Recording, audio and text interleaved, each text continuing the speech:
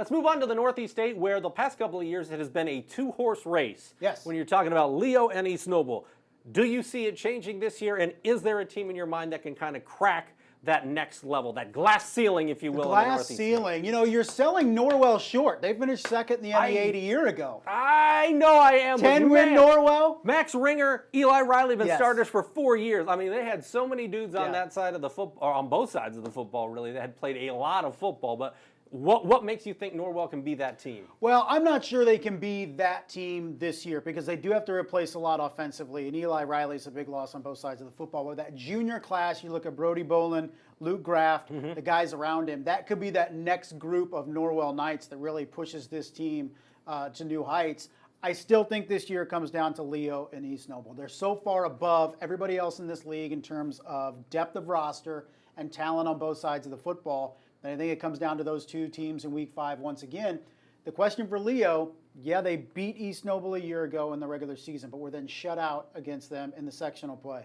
East Noble was able to figure out how to defend that little wishbone that Leo likes to do. Do they open it up a little bit? Do they have the confidence in Jackson Barber to sling it around a little bit? They have the receivers. Rylan Crawford, one of the best players in the area, going to Illinois State. So do they open it up a little bit more unpredictability on that offense? That could be the key for Leo to be able to knock off East Noble, who is inserting a sophomore quarterback. That's a question for East Noble, but the talent around him is phenomenal. Kanan Carrico is one, Nick Munson another. That team is loaded, so I do think, yeah, it comes down to East Noble and Leo once again. If you had to pick between those two, because I mean, I've been out to a lot of practices, and I'm very high on Leo this year. Yeah. I think East Noble is going to be very good as well, but I would pick Leo, and almost all the coaches that I've talked to have said East Noble.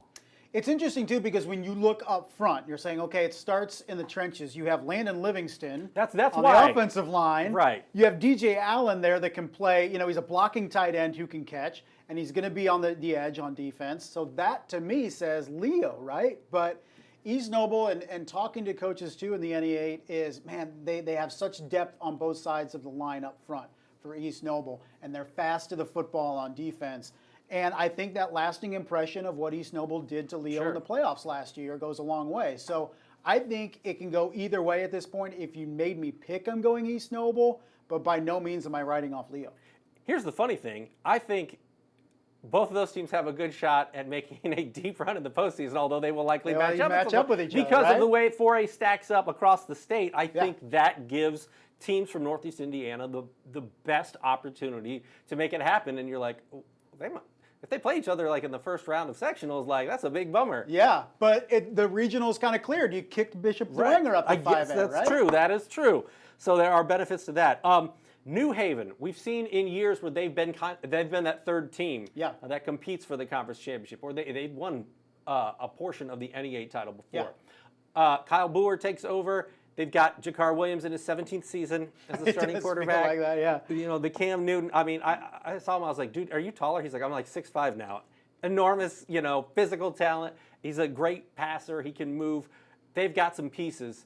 How do you see New Haven bouncing in this season? And the same thing with Columbia City, because they also have a 4-year starter at quarterback. Right. Greg Bolt's gotten an offer from St. Francis. He's getting some looks from guys. Again, he's a 6'4", a mobile quarterback, led them in rushing last year. Yeah. How do you see those two teams faring this season? How can they take that next step?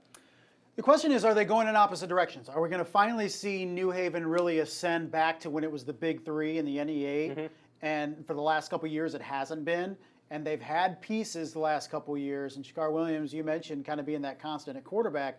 Can he make the plays, the reads, the throws to put that offense over the top? And I think in previous years we've seen Jakar Williams, struggle at times with decision making, but he was inserted there at such a young age and having to, deliver and do so much. So New Haven, I feel like they think that they're being underrated heading into the season, but 3 straight years of 5 wins, it's kind of expected.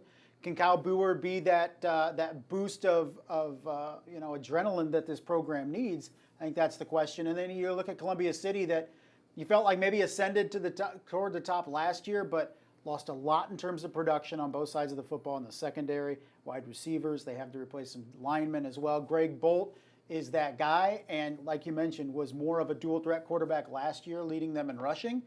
But they can't afford for him to have to do everything this year, I think, for Columbia City. And I think the problem for them is the back end of the defense. Very inexperienced outside of Hunter Herron.